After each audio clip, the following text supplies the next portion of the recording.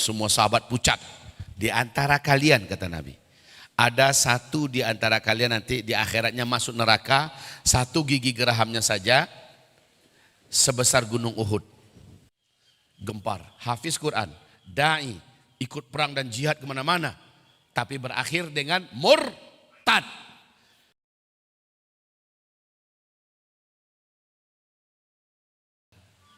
Sekarang saya kasih cerita singkat. Hadis ini membuat takut seluruh sahabat. Apa yang terjadi? Dalam ceramah Nabi berkata, saudara-saudara, di antara kalian ini nanti ada satu orang yang di akhirat dia masuk neraka. Satu gigi gerahamnya saja di dalam neraka itu sebesar gunung Uhud. Semua sahabat pucat. Di antara kalian, kata Nabi, ada satu di antara kalian nanti di akhiratnya masuk neraka, satu gigi gerahamnya saja sebesar gunung Uhud. Di situ ada sahabat Abu Bakar, ada Umar bin Khattab, ada sahabat senior, termasuk Abu Hurairah. Yang menceritakan hadis ini Abu Hurairah ya.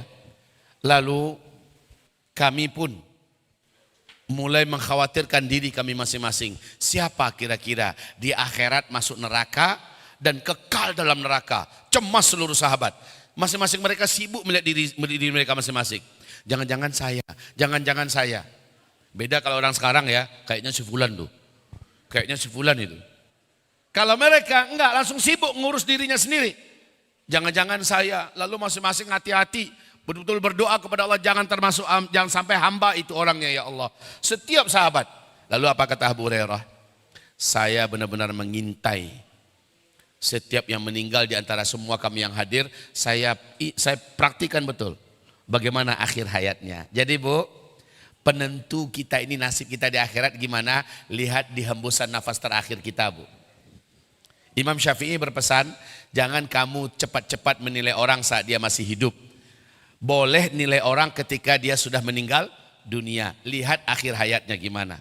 Kalau akhir hayatnya bagus, husnul khotimah, insya Allah dia orang soleh, dia orang baik, ahli surga. Boleh itu. Masya Allah dia meninggal dunia sedang baca Quran. Kan jelas. Dia meninggal Qurannya mau buka puasa. Masya Allah. Dia meninggal dunianya sedang haji. Dia meninggal dunianya sedang di pengajian, Masya Allah, jelas husnul khotimahnya.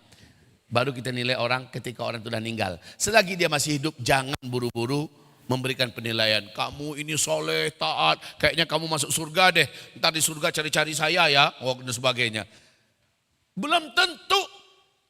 Ini kisah hadis ini. Rasulullah berkata, di antara kalian ini, sahabat Nabi loh itu, ada satu orang yang kelak di akhirat masuk neraka jahanam. Dan gak tanggung-tanggung Pak, masuk neraka jahanamnya kekal di dalam neraka. Satu gigi gerahamnya saja sama besarnya dengan gunung Uhud. Maka Abu Hurairah berkata, semua kami ketakutan, pucat. Masing-masing memperhatikan dirinya. Ya Allah, jangan sampai hamba, ya Allah hamba tidak mau. Lalu seluruh mereka berhati-hati dalam hidupnya. Dan kata Abu Hurairah, kemudian satu persatu meninggal dunia, saya perhatikan bagaimana akhir hayat mereka. Semua yang meninggal husnul khotimah. Meninggal sahabat anu husnul khotimah. Meninggal sahabat anu meninggal husnul khotimah. Meninggal sahabat anu meninggal husnul khotimah. Tinggallah dua orang, Abu Hurairah dan Unfuwani. Dua orang yang tersisa. Saya benar-benar ketakutan, kata Abu Hurairah. Benar-benar ketakutan. Yang sisa cuma dua orang. Semua yang hadir dalam pengajian bersama Nabi, semuanya sudah meninggal dunia husnul khotimah semua. Tinggallah Abu Hurairah dengan Unfuwani. Sementara Unfuwani hafiz Quran 30 juz. Halo? Halo para hafiz nih, hati-hati para hafizah. Jangan pernah menyangka setelah kita hafiz terjamin kita ini ahli surga. Jadi tinggal berdua. Sementara kata Abu Hurairah, Unfuwani ini hafiz Quran 30 juz. Dai yang berdakwah ngajarin orang kemana-mana. Juga ikut berjihad bersama Rasulullah. Keren gak itu? Hafiz, dai, juga ikut jihad. Sementara siapalah saya, kata Abu Hurairah. Kecemasan Abu Hurairah makin terang dan makin nyata. Doanya makin kuat, hidupnya makin hati-hati. Saya tak mau. Lalu ketika negeri Bizantah atau Bizantium Romawi ditaklukkan, beberapa negeri taklukkan yang dikuasai oleh Romawi ditaklukkan, di situ ada beberapa keturunan Eropa. Onfuani ini setelah berhasil menaklukkan negeri itu, dia berpapasan matanya dengan seorang wanita berdarah Eropa, kulitnya cantik, matanya hijau, dan ciri khas wanita Eropa ada pada dirinya. Onfua ini jatuh cinta kepadanya. Tiap sebentar berpapasan makin dalam rasa itu. Ini bahaya ya kalau tidak ghaddul basar, kalau tidak tundukkan pandangan, asal ketemu dengan wanita itu,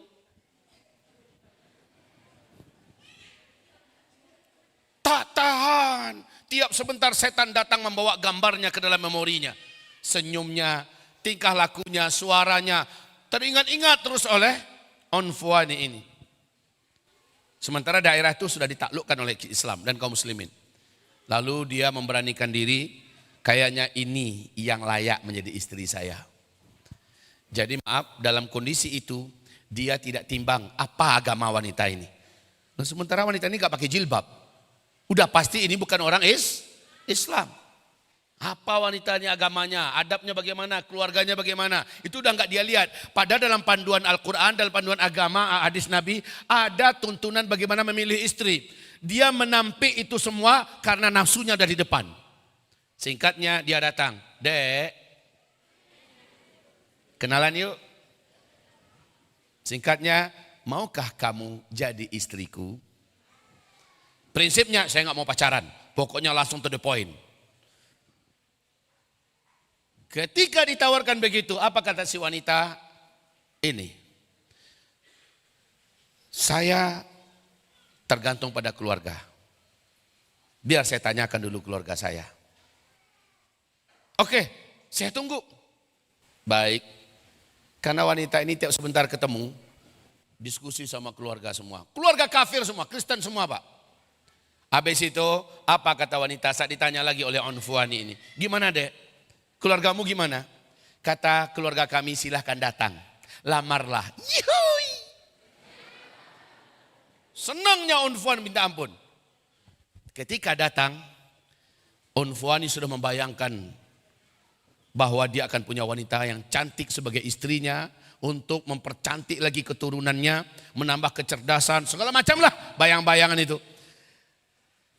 Lupa olehnya tuntunan agama, bagaimana dalam agama cara memilih pasangan, ya, bagaimana seharusnya menentukan calon ibu dari anak-anaknya dan seterusnya. Lupa, matanya udah buta oleh kecantikan wanita. Singkatnya datang ke melamar. Dan dia tidak berunding dengan sahabat-sahabatnya. Ini masalahnya ya. Tidak kasih tahu sahabat-sahabatnya. Coba kalau dikasih tahu, pasti mereka semua akan menasehati. Tapi ini tidak. Selesaikan dulu sendiri. Ini bahaya kalau menyelesaikan urusan itu langsung tanpa mengajak musyawarah orang-orang yang hukama, orang-orang soleh, orang yang beriman. Sampai di keluarga itu apa kata mereka? Prinsipnya kami tak keberatan. Anak gadis kami silahkan. Engkau ingin menikahinya, kami malah senang. Kami anggap sekarang Islam dan kaum muslimin adalah orang yang saat ini ada di pucuk kehormatan. Dan tentu saja ini kehormatan bagi kami. Tapi kami tidak Islam loh ya. Kata keluarga wanita ini. Kira-kira gimana? Enggak apa-apa, beda agama dalam Islam kan boleh. Nah, ini si laki-laki Onfua ini ya, beda agama enggak apa-apa. Asal laki-lakinya muslim, wanitanya enggak muslim enggak apa-apa. Cuma masalahnya persyaratan dari turun-temurun keluarga besar kami, ternyata ini wanita dari keluarga berdarah biru juga ya. Orang yang di kalangan terhormat juga. Persyaratannya kami tidak akan menikahkan anak gadis kami kecuali di gereja dan laki-laki itu sama agamanya dengannya. Terdiam dia sebentar. Mulai setan menggoda kepalanya. Iyakan saja dulu sekarang. Asal kamu dapatkan perempuan ini, nanti kamu ajak dia Islam. Ya, nggak apa-apa sekarang pura-pura masuk agamanya aja dulu. Nanti laksanakan di gereja. Ya Allah, padahal ada hadis Nabi. Siapa yang mengatakan saya keluar dari Islam pura-pura, maka dia menjadi kafir di mata Allah. Sekalipun dia kembali ke dalam Islam, dia tidak akan pernah kembali menjadi orang muslim yang baik. Camkan ini hadis ya. Man qala lastu musliman fahuwa kama qala. Siapa yang berkata aku bukan muslim, di riwayat yang lain mutasannian, pura-pura, hanya untuk acting, hanya untuk misi tertentu yang dia harapkan. Lalu akhirnya dapat, setelah itu dia kembali, lam yaun ilal islami salima, dia takkan baik menjadi muslimnya setelah itu. Kalau dia kembali dia akan pernah baik lagi. Agama ini jangan dipermainkan. Harusnya laki-laki ini onfuan ini punya prinsip. Kalau gitu biarlah nggak jadi. Ini enggak. Dia mencari cara, dia benarkan bisikan setan, iyakan saja dulu. Lalu dia singkatnya, iya saya pindah dengan agama kepada agama kalian. Akhirnya heboh para sahabat, gempar seluruhnya. Abu Hurairah mulai melihat tanda-tanda nih. Bahaya ini, bahaya. Dinasehati dia sejadi-jadinya udah terlambat, nafsunya sudah membutakan hatinya. Telinganya sudah budek, dia tidak mau mendengarkan nasihat dari siapapun. Akhirnya pernikahan terjadi di gereja. Gempar, hafiz Quran, da'i, ikut perang dan jihad kemana-mana. Tapi berakhir dengan murtad. Selesai nikah, belum lagi menikmati, belum sempat lah istilahnya totalitas menikmati bulan madu, dia meninggal dunia dalam keadaan murtad, kafir. Akhir hayatnya saat dia menghembuskan nafas terakhirnya, dari sebanyak ayat yang dihafal 30 juz itu, satu ayat yang dia ingat. May yartadda minkum an dinihi fayamut wa huwa kafir. Siapa saja yang murtad dari agamanya, lalu dia mati dalam keadaan dia kafir. Mereka itulah orang-orang yang kami batalkan seluruh amal solehnya seumur hidupnya, dan kami masukkan dia ke dalam neraka jahanam. Ayat itu yang dilafazkannya ketika dia meninggal dunia. Jadi hati-hati ya. Belum tentu orang yang semasa hidupnya soleh kelihatan kita, oleh kita dia ahli surga. Belum tentu. Makanya kata Imam Syafi'i, jangan kamu menilai orang saat dia masih hidup. Tapi nilailah, lihat bagaimana akhir hayatnya. Bu, insya Allah ibu nanti akan meninggal enggak bu? Bapak nanti meninggal pak? Insya Allah pak ya. Pasti aja deh. Pasti. Bapak, saya, ibu, semuanya sama-sama. Tapi enggak tahu kapannya ya. Karena malaikat maut enggak pernah bocorin masalahnya. Enggak pernah dapat masuk WA. Saudaraku, saya malaikat maut. Siap-siap, 7 hari lagi ya, pas maghrib kamu nyawanya saya cabut. Mana ada pernah kayak gitu pak. Oke, singkatnya, hati-hati wahai kaum muslimin. Kita kembali husnul khatimah di zaman fitnah. Apa kata Rasulullah? Bila kamu ingin dapatkan husnul khatimah, pastikan kamu membiasakan kebiasaan-kebiasaan mulia. Seperti apa kamu berdoa kepada Allah. Jadi para sahabat itu punya kebiasaan berdoa pada Allah, ya Allah wafatkan hamba sementara hamba sedang baca Quran. Ini doa sahabat ya. Lalu pada akhirnya ternyata betul sahabat itu meninggalnya dalam keadaan baca Quran. Karena dia berharap dia diwafatkan baca Quran, dia memperbanyak baca Quran dalam hidupnya. Kata Rasulullah, seseorang Allah wafatkan dengan kebiasaan yang biasa dia kerjakan.